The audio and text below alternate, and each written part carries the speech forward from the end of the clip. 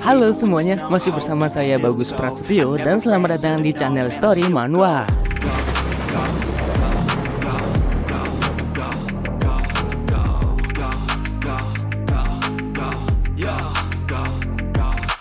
Karena di sini kita akan membahas alur cerita terbaru mulai dari manhwa sampai dengan manhwa.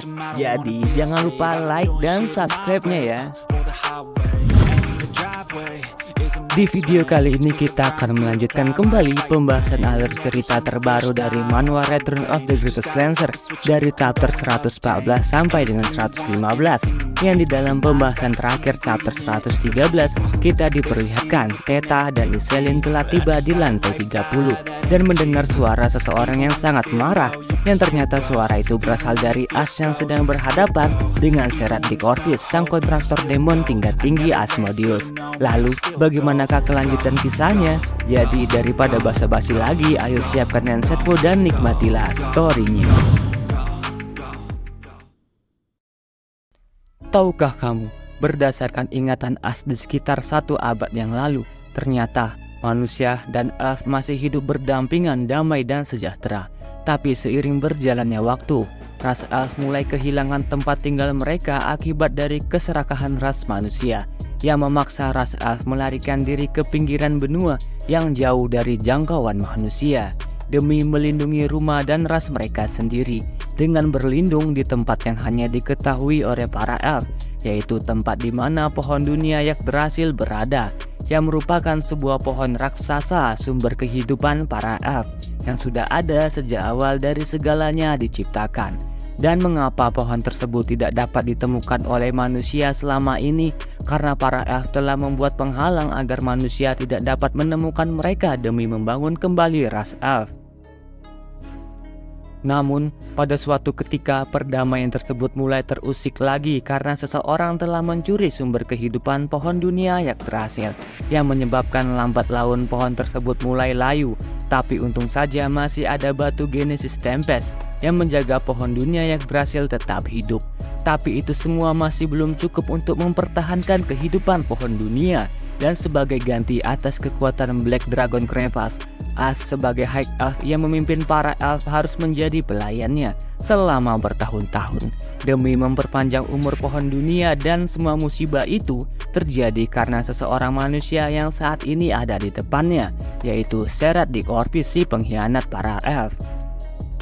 As yang marah itu masih tidak menyangka mengapa seseorang yang dulunya adalah teman dari keluarganya bisa tega mencuri sumber kehidupan pohon dunia, yang merupakan hal terpenting bagi ras elf. Dan sekali lagi As bertanya mengapa Serat mengkhianati mereka, dan di manakah keberadaan sumber kehidupan pohon Yggdrasil saat ini. Serat yang mendengar semua pertanyaan As terlihat sangat bahagia melihat penderitaan teman lamanya itu, karena menurut dia tidak akan menjadi hal yang menyenangkan jika dirinya langsung menjawab pertanyaan itu. Tapi kemudian perkataan tersebut semakin meningkatkan kemarahan As, yang seketika tubuhnya diselimuti energi mana berwarna hijau.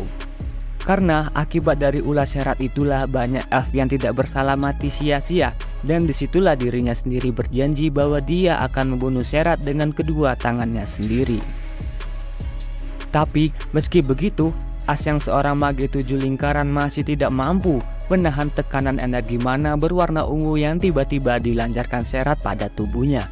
Karena bagaimanapun situasinya, saat ini As bukanlah tandingan Serat Dick Orphis yang sudah menjadi seorang Undead Lich dengan kekuatan dari kontraktor salah satu demon tingkat tinggi, yaitu Asmodeus. Serat yang menikmati penderitaan As hanya bisa menyalahkan kebodohan As sendiri. Seharusnya dia melarikan diri saja saat dirinya tadi memberikan kesempatan.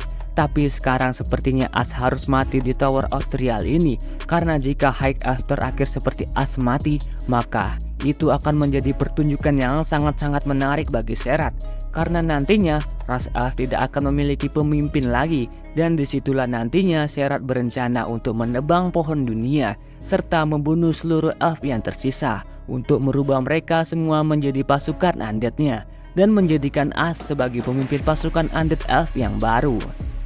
Kemudian Serat mengucapkan selamat tinggal kepada teman lamanya itu. Sepertinya Serat akan melancarkan serangan sihir mematikan ke arah As. Sebelum Xerath menyelesaikan sihirnya itu, tiba-tiba dari arah belakangnya dia diserang oleh sihir bongkahan es yang sangat besar menghantam tubuhnya. As yang sudah terbebas dari tekanan energi mana milik Xerath di Corvus terlihat sangat bingung karena siapa lagi yang berada di Tower of Trial selain mereka berdua. Ternyata yang menciptakan sihir es itu adalah heroin kita, Iselin yang paling ahli dalam sihir es. Berteriak kepada As untuk segera lari dari sana karena dia dan Theta akan mencoba mengulur waktu agar As dapat menjauh dari Lich tersebut. Dan Theta yang menjadi ikutan terlibat terlihat bingung harus bagaimana. Bukankah dalam situasi ini mereka juga harus mengkhawatirkan diri sendiri sembari takut melihat energi mana milik Lich itu mulai berubah menjadi lebih mengerikan dari sebelumnya. Karena tiba-tiba saja bongkahan es raksasa itu hancur berkeping-keping, memperlihatkan sosok Xerath di Corvus yang marah karena kesenangannya diganggu oleh bocah-bocah yang seharusnya menjadi urusan Evergrande di Magic Tower. Tapi malah bisa-bisanya dia yang harus membereskan kekacauan yang dibuat oleh bawahannya itu. Sungguh tidak berguna, ucap Xerath, karena dia sendiri sudah terlanjur marah. Jadi dia tidak pikir panjang lagi untuk mensummon seekor undead raksasa, yaitu seekor naga tulang berwarna hitam. Iselin, Theta, dan As yang sedang berusaha melarikan diri tentu saja tidak menyangka bagaimana bisa si Lich itu Xerath di Corvus sampai bisa kepikiran untuk mensummon makhluk yang mengerikan tersebut. Karena jika mereka bertiga sampai tertangkap, tamatlah sudah riwayat mereka. Jadi mereka tidak boleh berhenti berlari sampai lepas dari kejaran naga tulang tersebut. Tapi di luar perkiraan mereka, dengan kecepatan naga tulang itu mustahil bagi mereka untuk melarikan diri hingga pada akhirnya Theta memutuskan untuk menarik perhatian naga tersebut agar Iselin dan As dapat pergi sejauh mungkin. Dan di kondisi genting itulah Theta memutuskan untuk mengeluarkan salah satu sihir terkuatnya, yaitu Twin Cyclone, sebuah sihir tingkat 7 yang menjadi angin tornado mengarah ke naga tulang. Tapi apa daya, seperti angin sepoi-sepoi, sihir tingkat 7 itu hancur begitu saja hanya dengan dorongan dari kepala naga tulang yang tak berhenti menerobos dan terus maju seolah-olah akan memakan Theta yang sudah melindungi dirinya dengan pelindung angin. Kemudian terjadilah ledakan yang cukup besar hingga menghancurkan tanah di sekitar. Lantas dapatkah Theta selamat dari serangan tersebut? Kemudian adegan berganti ke lantai padang pasir Tower of Trial di tempat Joshua mengalahkan dua tetua Magic Tower, yaitu Zephyros dan Scorpino. Tapi Joshua tidak terlihat ingin membunuh mereka karena sepertinya Joshua ingin melepaskan mereka sebagai perantara pesan kepada Evergrande kalau dia sendiri akan pergi ke Magic Tower untuk menemuinya. Jadi tunggulah di sana, ucap Joshua kepada Scorpino. Scorpino yang dibiarkan hidup itu terlihat sangat kesal karena kekalahannya dari Joshua dan mengakui kehebatan Joshua, tapi dia masih terlihat tidak terima dengan kekalahannya itu dan berkata jika mereka suatu saat bertemu kembali, dia pasti akan membalas semua penghinaan yang diberikan Joshua kepadanya saat ini, sambil mengutuk Joshua karena jangan pikir dirimu saja yang spesial di dunia ini, tapi pada akhirnya kamu pasti akan jatuh juga. Dan begitulah ucapan Scorpino yang sedang mengeluarkan sebuah orb berwarna ungu yang ternyata itu adalah artefak pencipta pelindung sihir yang memblokir sihir teleportasi dan komunikasi, yang kemudian dinonaktifkannya agar semua mage Magic Tower yang kalah melawan Joshua bisa pergi dari sana. Joshua yang mendengar kutukan Scorpino tetap tenang karena mereka semualah yang akan tumbang nantinya, bukan dirinya. Dan sesaat kemudian ada sebuah pintu kemana saja yang muncul dari arah belakangnya sebagai penanda bahwa Joshua saat ini dapat menaiki lantai berikutnya dari Tower of Trial. Jadi tanpa pikir panjang, Joshua yang dipenuhi rasa khawatir itu segera masuk ke dalam pintu tersebut karena dia harus segera menemui Iselin, takut akan ada hal buruk yang menimpanya. Tapi di situ Joshua masih belum tahu bahwa nyawa Iselin saat ini sedang dalam bahaya karena menghadapi Xerath di Corvus. Jadi dapatkah Joshua menyelamatkannya karena dia sendiri masih harus melewati setiap lantai Tower of Trial? Ternyata di lantai yang saat ini Joshua berada, sepertinya dia diharuskan untuk melawan dirinya sendiri yang menurut Lugia makhluk itu disebut sebagai Double Changer, sebuah tiruan paling sempurna yang diciptakan langsung oleh para dewa dan dianggap sebagai makhluk legendaris karena seharusnya telah punah ribuan tahun yang lalu. Karena makhluk itu meniru Joshua, tentu saja apa yang Joshua lakukan pasti bisa ditirunya seperti tingkah Joshua yang satu itu. Tapi menurut Lugia, doppelganger yang ada di depan mereka ini terlihat sangat tidak biasa. Karena sebagai artefak demonic god, Lugia mampu merasakan bahwa energi yang dimiliki makhluk itu adalah energi level kingdom, yang artinya tiruan itu adalah raja para doppelganger. Joshua yang mendengar perkataan Lugia terlihat tidak percaya, karena menurutnya keberadaan doppelganger memang halnya menarik. Tapi jika dia disebut sebagai seorang raja, itu adalah hal yang konyol, ucap Joshua. Meski Joshua menganggapnya begitu, Lugia tetap memperingatkan Joshua yang sebaiknya harus waspada karena doppelganger itu bukanlah monster biasa yang seharusnya ada di tempat semacam ini. Jadi, apakah dia sembunyi di Tower of Trial untuk melestarikan spesiesnya? Ucap candaan Joshua yang melihat perubahan gerakan doppelganger, sepertinya akan mulai menyerang dirinya. Namun ada hal lain yang membuat Joshua terkejut, karena doppelganger menyerang Joshua menggunakan seni tombak sihir yang sama dengan yang dia miliki. Mulai dari seni tombak sihir tingkat pertama, yaitu Thunderstroke, yang dengan mudah ditahan Joshua. Tapi tetap saja hal itu menimbulkan rasa kagumnya karena mampu meniru teknik tombaknya. Seperti yang dikatakan Lugia tadi, bahwa makhluk tersebut bukanlah doppelganger biasa, dan disebut sebagai level kingdom juga bukan tanpa alasan. Karena menurut Lugia, 2000 tahun yang lalu, doppelganger itu bahkan bisa mengalahkan seekor kadal raksasa. Joshua yang mendengar itu pun bingung, apa yang dimaksud dengan kadal raksasa, apakah itu seekor naga? Jadi makhluk itu bahkan mampu mengalahkan naga? Tanya Joshua kepada Lugia, yang menjawab bahwa ternyata itu benar. Karena menurut Lugia, kemampuan doppelganger itu sangat luar biasa. Stamina mereka hampir tidak terbatas. Terlebih lagi mereka mampu meniru wujud dan kemampuan yang sama persis dengan milik lawannya. Seperti saat ini, teknik tombak yang dikeluarkan makhluk itu meningkat dari tingkat pertama menjadi tingkat kedua, yaitu Frenzy. Joshua yang mulai serius itu bertanya kepada Lugia lagi, sejak kapan makhluk itu mampu menyalin kemampuannya, yang kemungkinan besar hal itu terjadi ketika Joshua pertama kali masuk ke lantai ini, ucap Lugia. Tapi hal yang paling mengejutkan Joshua adalah sesaat kemudian doppelganger tersebut mulai mengeluarkan gelombang petir super besar, yang itu berarti makhluk itu mampu menggunakan kemampuan batu Genesis Bronto miliknya. Meski menghadapi bahaya dari gelombang petir raksasa itu, Joshua tetap percaya diri untuk menang karena bagaimanapun makhluk itu adalah tiruannya. Jadi tak mungkin makhluk seperti itu mampu mengalahkannya karena kau adalah palsu, ucap Joshua yang menahan meteor petir tersebut dengan kekuatan api milik magma. Tidak tinggal diam lagi karena diserang terus-menerus, Joshua yang tiba-tiba diselimuti elemen api dan petir tersebut sepertinya akan menggabungkan kedua elemen itu menjadi satu di dadanya, sambil mengucapkan serangkaian mantra dari seni tombak sihir miliknya yang tampaknya akan menjadi teknik paling kuat dari yang pernah ditunjukkan Joshua selama ini. Dan dalam proses rapalan mantra tersebut, dia sekali lagi diserang oleh doppelgangernya menggunakan teknik yang kuat dari seni tombak tingkat 6, yaitu Pandemonium, menyebabkan Joshua terlihat kesulitan menahan serangan tersebut karena itu adalah serangan tingkat tinggi. Walaupun demikian, setelah menerima serangan tersebut, dia tetap bisa berdiri dan tidak berhenti merapal mantra yang sesaat kemudian mampu merubah dimensi di sekitarnya menjadi efek negatif, menyebabkan Raja Doppelganger yang awalnya tersenyum kini merasakan takut karena perubahan kekuatan Joshua yang saat ini tubuhnya diselimutin cahaya keemasan seperti divine power yang sangat melimpah. Ternyata mantra yang dirapalkan itu adalah sebuah teknik dari seni tombak sihir bintang 7 yang disebut dengan Infinity Wisdom, penciptaan surga dan bumi. Kemudian pembahasan kita lanjutkan ke chapter 115. Kembali lagi ke pertempuran melawan naga tulang milik Seraphic Orpheus. Sepertinya Theta, Iselin dan juga As masih bisa bertahan melawan undead naga tulang tersebut dengan mengeluarkan berbagai macam sihir, mulai dari Stone Rain milik As, Ice Wall dari Iselin dan Burn Pyro dari Theta yang menghujani tubuh naga tulang tersebut.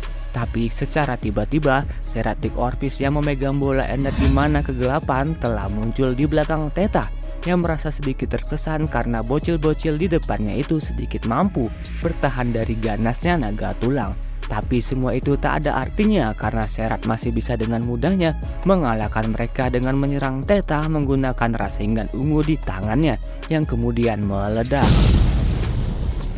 Dan di sisi lain, naga gila yang terus mengaum itu tidak henti-hentinya mengejar Ash dan Iselin yang terhempas karena efek hantaman cakar naga tulang di tanah. Meski naga tulang tersebut telah dihujani berbagai macam sihir, tapi tak ada satu sihir pun dari mereka yang mampu meninggalkan luka di tubuh naga itu. Dan Ash yang terpukul mundur tiba-tiba melayang karena lingkaran sihir gravitasi yang muncul di udara begitu saja. Ternyata itu adalah perbuatan Xerath yang ingin Ash mati agar bisa dijadikan seorang teman undead lich seperti dia. Dan inilah akhir dari riwayatmu, ucap Xerath di Corvus yang mencekik leher Ash dengan energi demoniknya.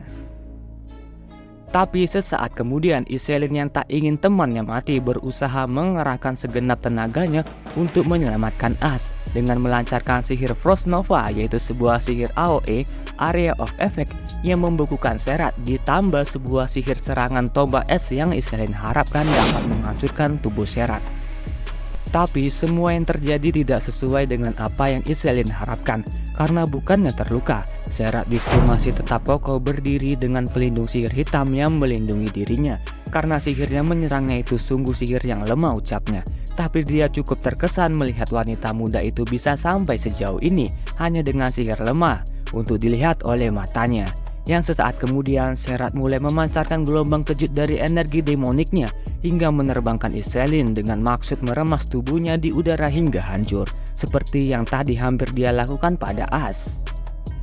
Tapi di luar dugaannya, Iselin yang terlihat sekarat itu masih tetap hidup dengan mata yang penuh tekad mencoba untuk kembali merapalkan sihir meski tubuhnya hancur dan suaranya bergetar.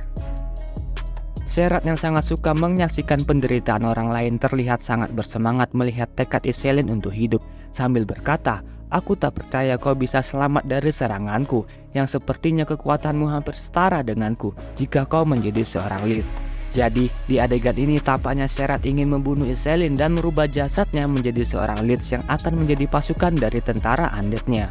Tapi saat proses itu baru dimulai, tiba-tiba Xerath dikejutkan oleh suara Ash yang menyuruhnya untuk berhenti dan meminta pada Xerath untuk melepaskan Iselin karena dia tidak ada hubungannya dengan masalah mereka berdua. Jadi Ash yang marah itu sekali lagi menyuruh Xerath untuk melepaskan Iselin sekarang juga. Tapi sayang sekali, kemarahan Ash tersebut tidak ada artinya bagi Xerath karena cakar naga tulang yang sepertinya diperintahkan Xerath tiba-tiba saja menghantam Ash seperti kita menepuk nyamuk di lantai. Xerath yang terlihat tersenyum jahat itu mengejek kebodohan Ash yang terlalu naif sambil berkata, "Hai Ash, kau pun sudah tahu kan kalau kau tidak memiliki kekuatan maka kau tak punya pilihan selain tunduk padaku. Padahal kau sudah hidup terlalu lama, tapi kau masih belum juga menyadari kenyataan bahwa yang kuatlah yang akan menang." Xerath yang terus menyiksa Iselin tidak berhenti berbicara, menasehati Ash berdasarkan cara pandangnya, yang kalau kau ingin mencapai keinginanmu jangan ragu untuk melakukan segala cara untuk mencapainya, bahkan jika itu kau harus menjual jiwamu kepada iblis, ucapnya. Tapi saat dia masih berbicara, tiba-tiba saja lantai Tower of Trial itu terlihat sangat aneh, seperti ada gelombang yang akan mendistorsinya. Yang tentu hal itu membuat Xerath bingung apa yang terjadi. Tapi beberapa detik kemudian terjadilah ledakan dahsyat yang berasal dari bawah tanah di mana naga tulang itu berdiri hingga menyebabkan tubuh naga yang sebesar bukit itu terbang terhempas begitu saja. Xerath yang melihat itu tentu saja kaget bagaimana mungkin tanahnya bisa hancur. Tapi ada hal lain yang membuatnya lebih terkejut karena melihat tubuh Joshua si pengguna tombak yang terhempas ke langit seperti terkena asal dari ledakan tersebut. Ternyata Ash yang ikut terhempas karena ledakan itu berada di dekat Joshua dan bingung bagaimana masternya bisa muncul dari bawah tanah. Tapi yang membuatnya khawatir adalah masternya terlihat tak sadarkan diri. Jadi Ash berteriak memanggil masternya untuk segera sadar. Di sisi lain, Theta yang menonton adegan tak terduga itu hanya bisa melongo karena semakin sering dia melihat Joshua, dirinya semakin mengaguminya dan berapa lantai yang berhasil dia tembus sekaligus untuk sampai ke sini. Tapi di sini kita tahu betapa overpowernya teknik tombak tingkat 7 Joshua yang sebelumnya belum sempat kita saksikan teknik seperti apa itu. Kembali lagi ke adegan selanjutnya, naga tulang yang sebelumnya terbang terhempas karena ledakan dahsyat tersebut terlihat terbang kembali ke arah Joshua yang tak sadarkan diri di langit. Meskipun diperingatkan oleh Theta, Joshua yang masih pingsan itu kemudian dihantam oleh tangan naga tulang seperti bola tenis meja hingga memantul-mantul di tanah dan berhenti di samping Iselin yang masih ditahan oleh sihir Serat. Dan tentu saja Iselin yang melihat kejadian tersebut terlihat akan menangis menyaksikan pria yang disukainya menderita seperti itu. Kemudian Serat yang berjalan mendekati tubuh Joshua terlihat mengejeknya dengan maksud untuk membunuhnya karena dia berkata, "Jadi ini tempat kau melarikan diri dari kejaran kekaisaran Avalon ya? Apa mungkin kau mengincar imbalan yang ada di lantai teratas Tower of Trial ini? Apapun itu, kurasa inilah akibatnya jika kau serakah dengan mencoba mencapai lantai teratas melalui jalan pintas. Dan sekarang kau sangat menyedihkan hingga aku tak bisa berkata apa-apa lagi." Ketika Serat yang berdiri itu mengumpulkan energi hitam di tangannya untuk melenyapkan Joshua, tapi tiba-tiba saja dia melihat retakan ruang di langit dengan sosok berkilau membawa as di tangannya sambil mengeluarkan suara berkata, "Siapa yang kau sebut menyedihkan?" Dan sosok itu tiba-tiba saja berubah menjadi petir mengarah ke arah di mana Serat di Corvus berdiri. Ternyata sosok itu adalah Joshua Sanders yang membuat Iselin menjadi bingung. Kenapa bisa ada dua Joshua? Apa yang sebenarnya terjadi?